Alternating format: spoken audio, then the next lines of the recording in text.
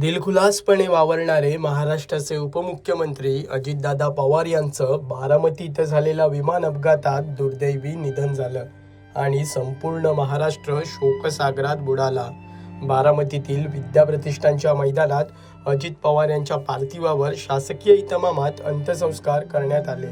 यावेळी राजकीय क्षेत्रासह विविध क्षेत्रातील मंडळींनी हजेरी लावत अजित पवारांना श्रद्धांजली वाहिली। या प्रसंगी मनोरंजन सृष्टीतील काही मंडळीही उपस्थित राहिली होती।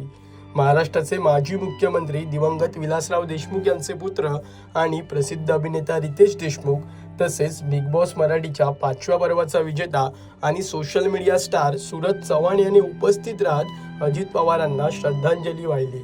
पण तुम्हाला माहित आहे का, अजित पवार यांचं कुटुंब भारतीय चित्रपटसृष्टीशी कसं जोडले गेले?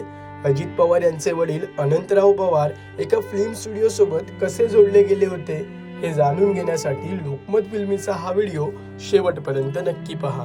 महाराष्ट्राचे लाडके दादा अशी ओळख असलेल्या अजित पवारांना राजकारणाचं बाळकडू हे घरातूनच मिळालं। आपले काका आणि देशाच्या राजकीय पटलावरील बलाढ्य व्यक्तिमत्व शरद पवार यांच्या पावलावर पाऊल टाकत अजित पवार यांनी राजकीय क्षेत्राची वाट धरली। मात्र पाठीशी मोठा राजकीय वारसा असूनही अजित पवारांनी स्वतःच्या राजकीय वाटचालीला स्वतंत्र बळ दिलं।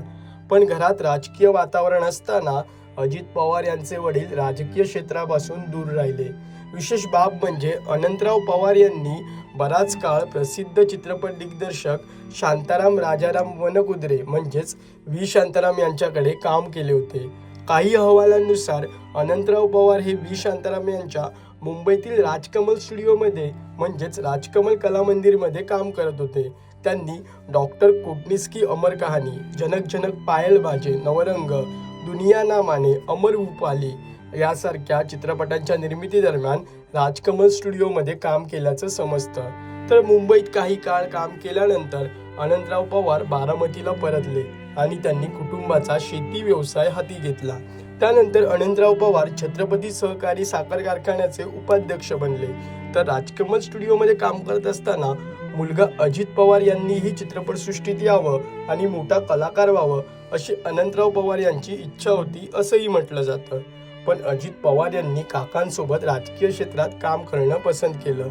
एकंदरीत काका राजकारणात आणि वडील चित्रपटसृष्टीशी संबंधित असल्यामुळे अजित पवारांना राजकीय व कला विश्व जवळून अनुभवता आलं।